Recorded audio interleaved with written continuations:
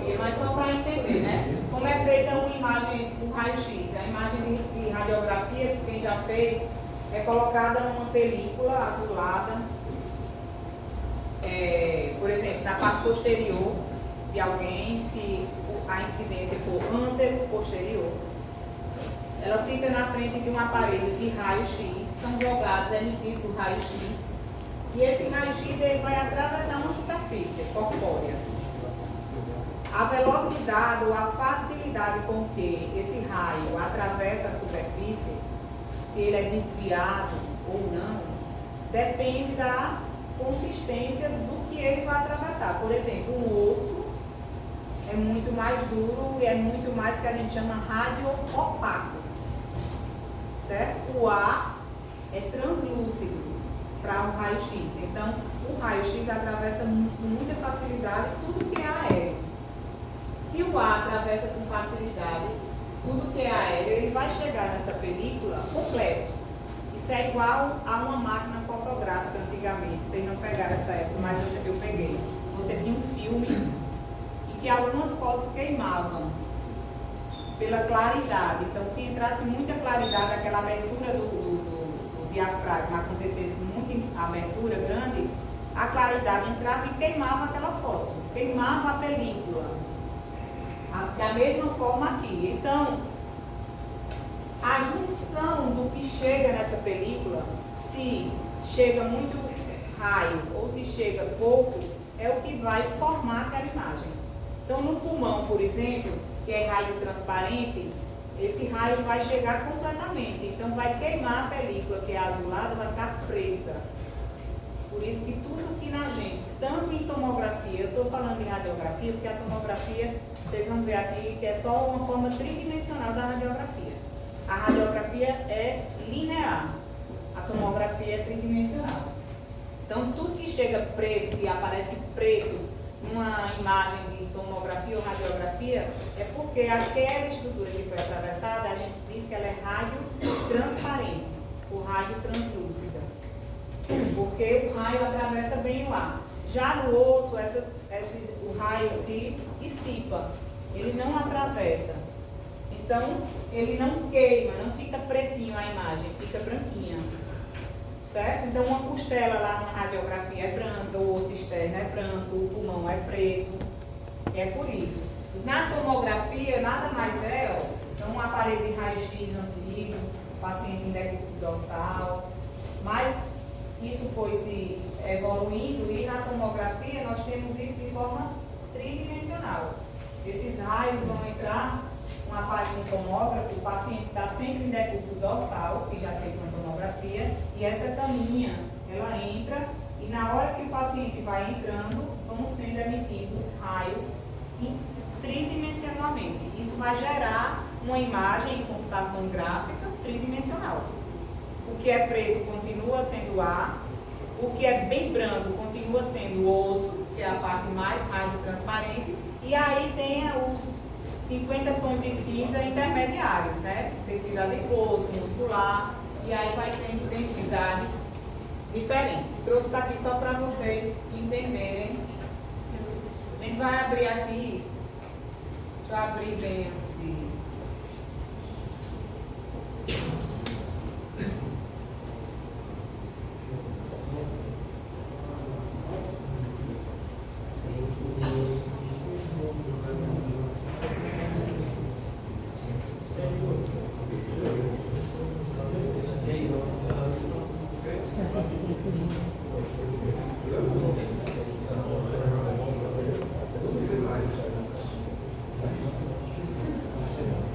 Isso aqui, pessoal, é uma tomografia. Outra coisa, vocês viram lá como é, quem já fez a tomografia sabe, mas quem não fez. O paciente está sempre em decúbito dorsal e entra naquele arco, né, de cabeça. Então, toda imagem de tomografia é como se a gente estivesse vendo o paciente pelos pés, várias fatias, os cortes, esse corte se chama axial. Aí tem um corte que obedece às fissuras, né? As suturas, sagital ou coronal. Mas o corte mais comum que a gente avalia ali é o corte axial. Então é como se a gente estivesse vendo aquela pessoa de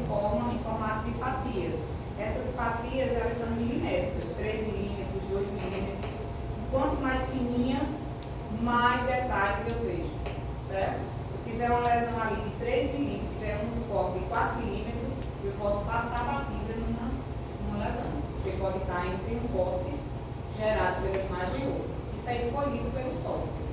Mas ele tem que escolher antes, certo? Depois a gente não consegue. Então, se é de baixo para cima, isso aqui é o lado direito do paciente, sempre. Isso é universal.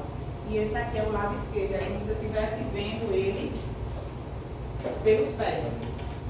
Sempre, certo? Então, quando a gente pega uma imagem de tomografia, vê o nome do paciente lá na película, o lado direito e o lado esquerdo, certo? Oi. É como o paciente está decúbito dorsal, aquela marca lá redonda está aqui. É o decúbito dorsal. A cabeça dele está encostada aqui. São geradas imagens e eu estou vendo de baixo para cima. Se é de baixo para cima, isso aqui é o lado direito do paciente, sempre. Isso aí você está apontando ao direito? Direito. Esquerdo. Sempre. Então, começando aqui, ó, na altura, só para que vocês vejam que na tomografia é muito anatômica. O objetivo aqui é anatômico, de vocês identificarem, certo?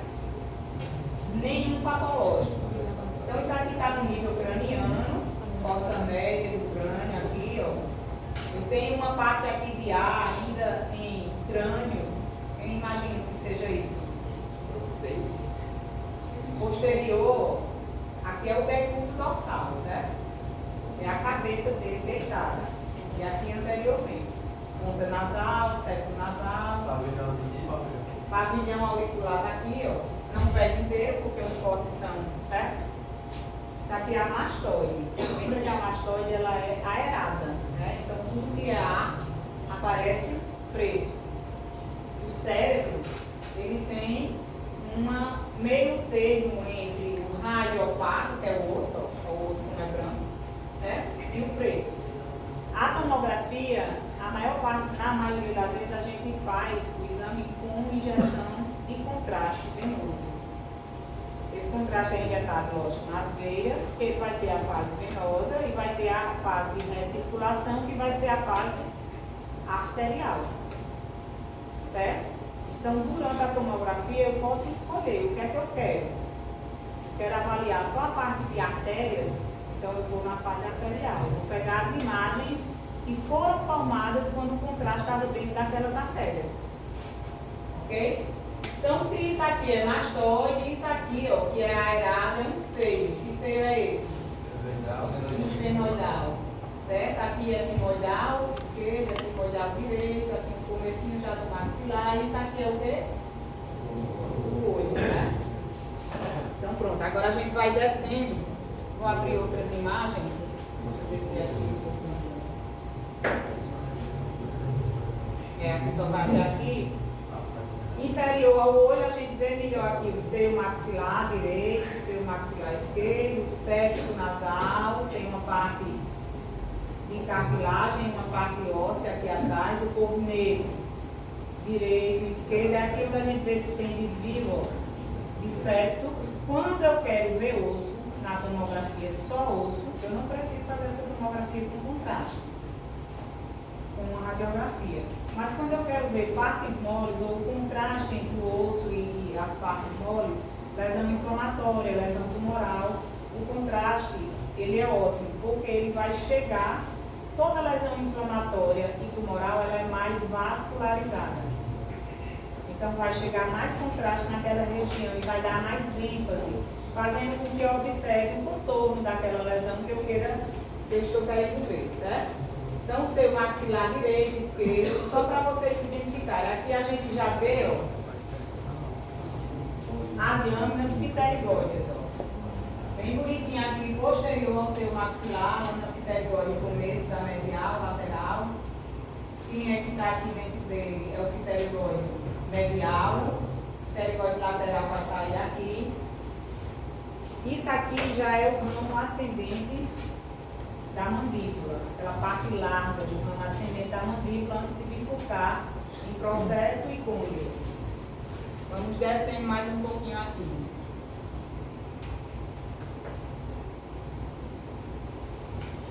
Quando a gente desce mais um pouquinho, ainda estou vendo mandíbula aqui à direita, mandíbula à esquerda. Esse espaço aqui, isso aqui é palato, tá certo? A maxila superiormente e o palato.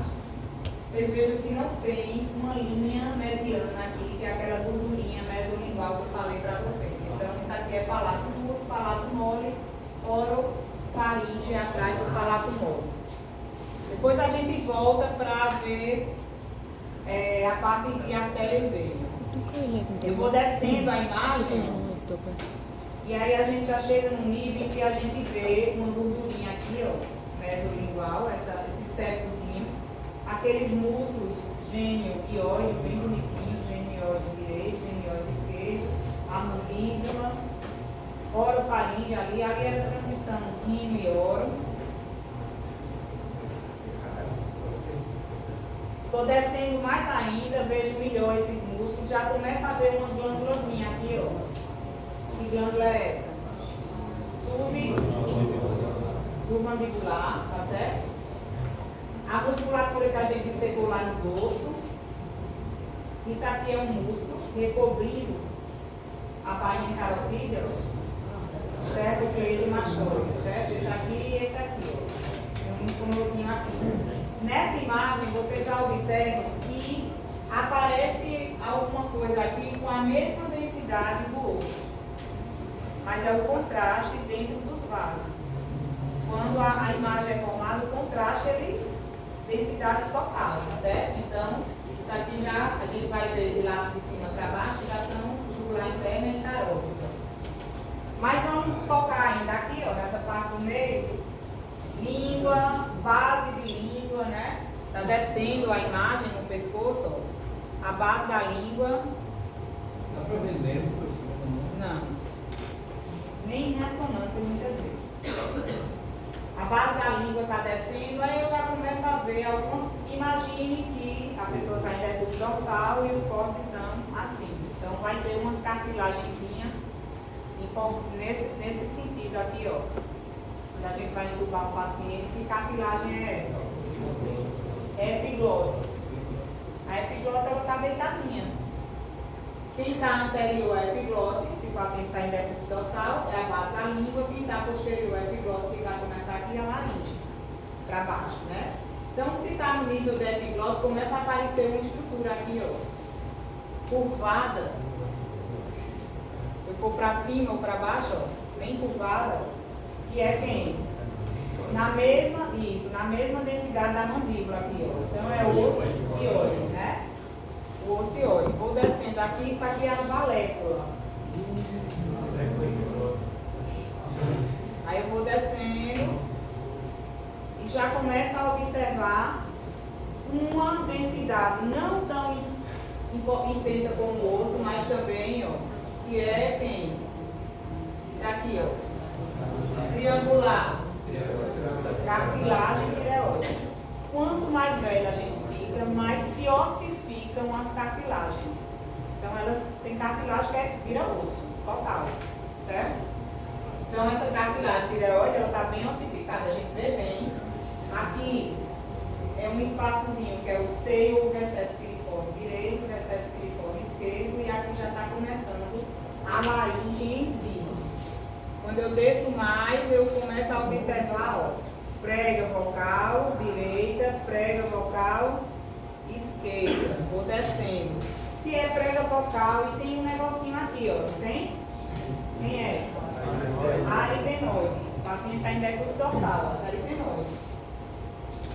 E aí aqui, professora, vai bater um azinho aqui descendo, lembre que o paciente está em decúbito dorsal. Então, às vezes, a parede posterior da aritenoide já está encostando na hipofaringe.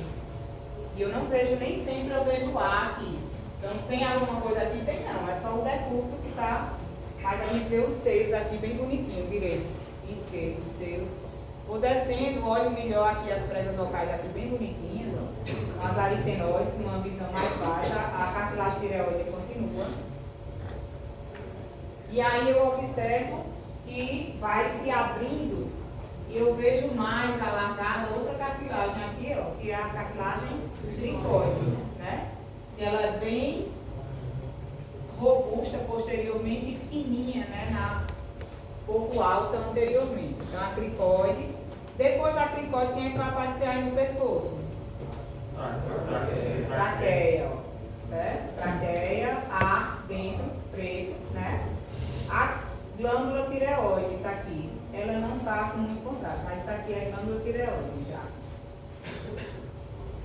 Certo? Vai descendo, posterior à traqueia tem um tubo aqui, ó. E muitas vezes tem um arzinho no meio, mas nem sempre pega, que é o esôfago. Certo? Às vezes a gente vê o ar, porque o movimento que gera a imagem, se tiver ar na deglutição, aparece o ar. Se não, Aquelas bolas aí, logo depois da tireoide. aqui, né? Sim. Ele vai subir, é jugular e carótida. Com contraste no seu interior, vou de baixo para cima agora. Oi. Aquela que estava ali bem do lado direito da jugular externa. Lado direito. Ou de branco. Isso aqui, Não, do lado direito ali. isso é o lado direito. Então, no caso esquerdo. Isso? Não, mais. A jugular externa. Aqui. É isso. Isso aqui é glândula tireoide ainda. Isso aqui? É. Não, isso aqui já chega em ombro. Já sai do pescoço ali. Eu vou descer mais ainda, ó, já vai chegar ali no nível de tórax. Pulmão direito, ápice pulmonar direito e esquerdo, né? Então aqui, agora ele vai subir, vai de baixo para cima, o esôfago eu estou vendo uma luzinha aqui com mal. E aí de baixo para cima a gente tem o quê? A artéria bracocefálica aqui do lado direito. Artéria aquaótica, artéria bracocefálica, se bifurcando.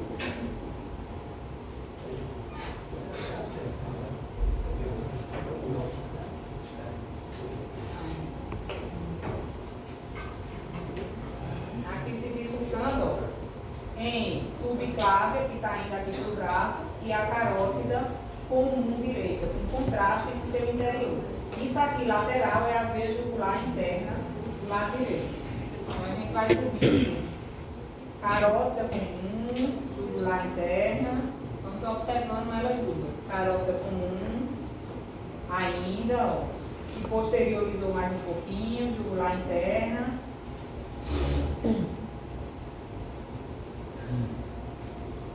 A nível de cartilagem tireoide, o que é que acontece? Nada ainda, né? Normalmente. Carótida comum, jugular interna, carótida comum, jugular interna esquerda.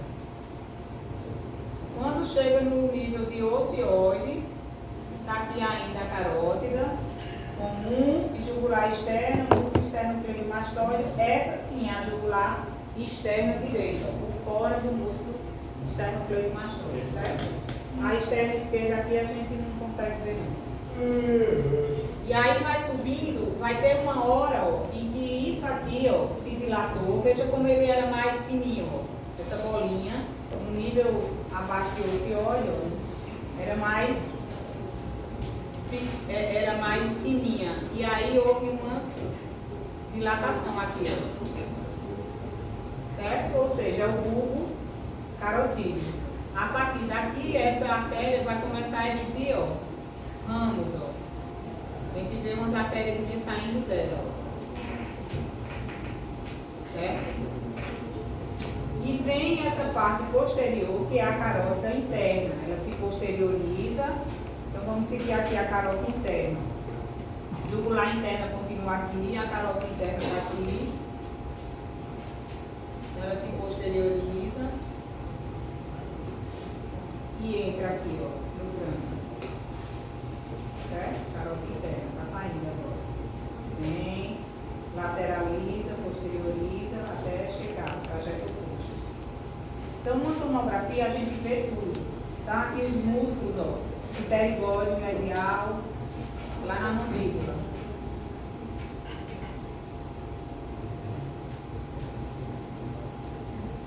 Músculo masseter, músculo pterigóide medial, ok? Se eu apontar aqui, ó, pessoal, isso aqui é o osso o quê? Ióide. Isso aqui é que nível do pescoço? Acima do ióide, vamos. Nível 2 do pescoço. Certo? Nível 2 do pescoço. Isso aqui é nível aqui, ó. Do pescoço, né? A parte submandibular. Então tudo é referencial. Como é que eu sei que isso é nível 2 do pescoço? Está superior ao ióide, que eu estou vendo todo o ióide. Esternocleidomastoide jugular interna, então é o nível 2 do pescoço. A partir do ocioide, ainda seguindo esse trajeto, até nível da cartilagem cricóidea, nível 3. Da cricóidea até clavícula, nível 4, né? Vamos ver só o seu ângulo, só para terminar o trânsito. Eu passei um tempão ali baixando essas imagens.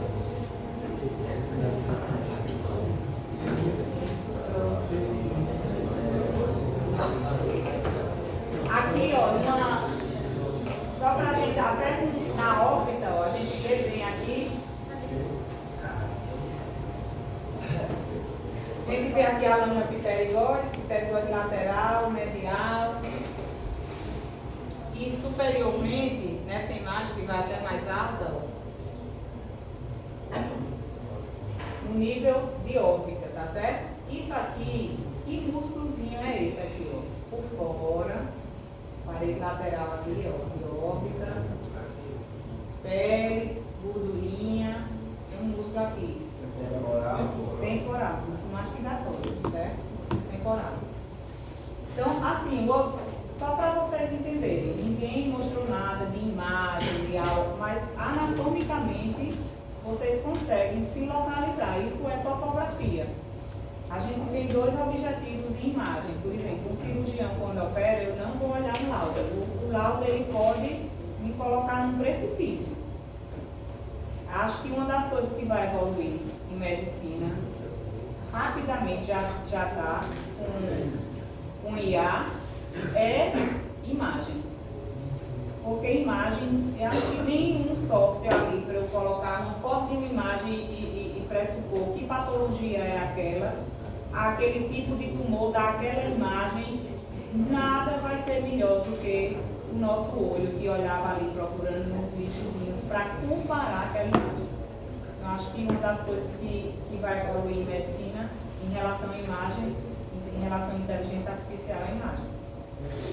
Agora, a localização e a precisão, eu vou operar um tumor, eu quero saber se esse tumor está invadindo a carota, como senão eu nem entro para operar. O radiologista não vai me dizer isso.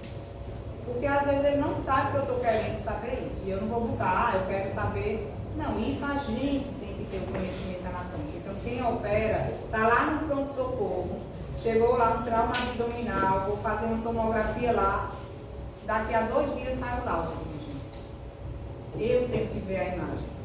E eu tenho que perceber o quê? O que está normal e o que não está. Identificar um líquido numa cavidade abdominal, um ar numa cavidade abdominal, uma rotura de alça de vaso.